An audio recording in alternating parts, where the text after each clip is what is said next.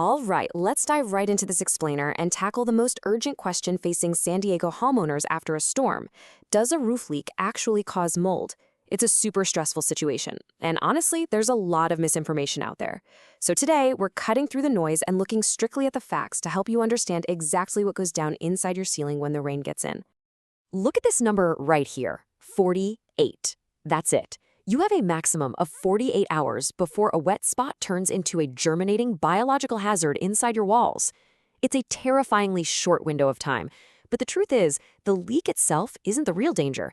It's that trapped moisture. We are skipping the fluff today. We're going to cover the 48-hour mold clock, why our local climate doesn't give us a free pass, how to spot the hidden threats, and finally, a clear 4-step action plan. Let's get right into it. Section 1, the 48-hour mold clock. Okay, so here's the deal. Harmless mold spores, they're actually already floating in the air of literally every single home in San Diego right now. Totally fine when they're dry. But mold only needs 3 things to thrive: moisture, an organic surface to munch on, like your drywall, wood framing, or attic insulation, and a little bit of time. Once a leak supplies that water to your ceiling, boom, all conditions are met, and the countdown officially begins. It is wild how fast this progresses. Take a look at this. In the first 24 hours, the spores activate, and you might just notice a faint damp smell. But cross into that 24 to 48-hour window, germination starts. Fast forward just 3 to 12 days, and those colonies are actively spreading into fuzzy patches. And if that steady moisture continues for over 2 weeks, yeah, you're looking at deep growth right into the wood with heavy black or green staining. It spreads like wildfire. And this right here hits the nail on the head. A lot of folks think a massive, sudden puddle on the floor is the worst-case scenario, but actually, a slow, quiet drip hiding up in your attic is a much bigger threat. A huge leak gets noticed and dried out fast. A slow drip, though, keeps a section of insulation perfectly damp for weeks. It's basically an all-you-can-eat buffet for mold before you ever even see a stain. Moving to Section 2, why San Diego isn't immune. We love our dry Southern California sunshine, right? But the reality is, mold honestly doesn't care what the weather is doing outside. The real invisible threat isn't the puddle. It's the trapped moisture creating a dark, wet, undisturbed microclimate right inside your ceiling. It's like its own little jungle in there, regardless of the forecast. In fact, our local geography can actually work against you.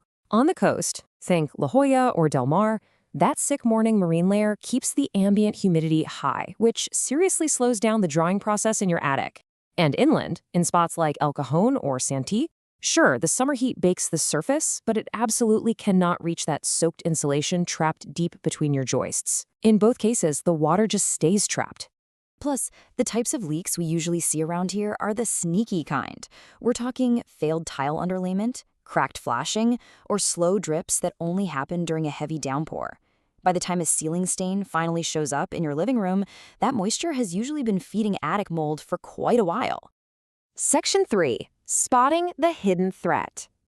Since you usually can't see the mold right off the bat, you've got to trust your nose and eyes. Pay attention to a musty, kind of earthy smell in your closet or in one specific room. Look for ceiling stains that keep spreading or magically reappear after you paint over them. If your drywall feels soft and bubbled, or if you have allergy symptoms that totally ease up when you leave the house, yep, those are your early warning alarms going off. Now, if you can safely peek into your attic, check the underside of the roof deck and the insulation. You're looking for black, green, or even white patches, or discolored, matted down insulation. And remember this crucial tip. The actual leak source is almost always located uphill from where that water stain is showing up on your ceiling. All right, let's hit Section 4, the 4-step action plan. This is your strict, no-nonsense blueprint. And listen, the order here absolutely matters. Do not skip around. Trying to clean mold while a leak is still active is entirely pointless. You're just giving the fungus a fresh drink. Work these 4 steps in sequence. Step 1, command the situation and stop the water. The leak is the fuel. Grab buckets, slow the water down, and throw down tarps to protect your floors and furniture. You have to cut off the mold's water supply first. Step 2, aggressively attack the moisture. Remember that 48-hour clock? This is how you beat it. Get fans blowing directly across the wet spot. Crank up a dehumidifier if you've got one.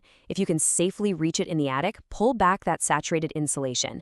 Faster drying means significantly less mold growth. It's really that simple. Step 3 is to take an honest look at the spread. If you caught it super early and it's just a tiny patch on a hard, non-porous surface, you can probably handle a DIY cleanup. But, and this is a big but, if the mold has soaked deep into porous stuff like drywall, wood framing, or insulation, or if it's covering a massive area, call the pros. That material usually has to be ripped out entirely, not just wiped down. Finally, step 4, fix the roof permanently. Get a professional roofer to track that water back to its true entry point on the deck, which is usually several feet away from the ceiling stain. Do it right so you aren't dealing with this whole shebang the next time a storm rolls through. Really quick, a tip on insurance. Relying on homeowners insurance here in California can be pretty tricky. If the damage was a sudden accident, like storm winds blowing off your shingles, they're more likely to help. But if your roof was just worn out or poorly maintained, probably not going to happen. Oh, and be aware that mold coverage specifically is super often capped or just entirely excluded from standard policies. So, as we wrap up this explainer, I want you to think about this before the next rainy season hits. Think back to the last heavy rain. Did you hear a slow drip? Did you see a tiny watermark that you brushed off because it eventually dried up? Considering how fast that 48-hour mold clock ticks, you really have to wonder, what exactly is that moisture silently feeding in your attic right now? Get it checked out before a simple fix turns into a massive project.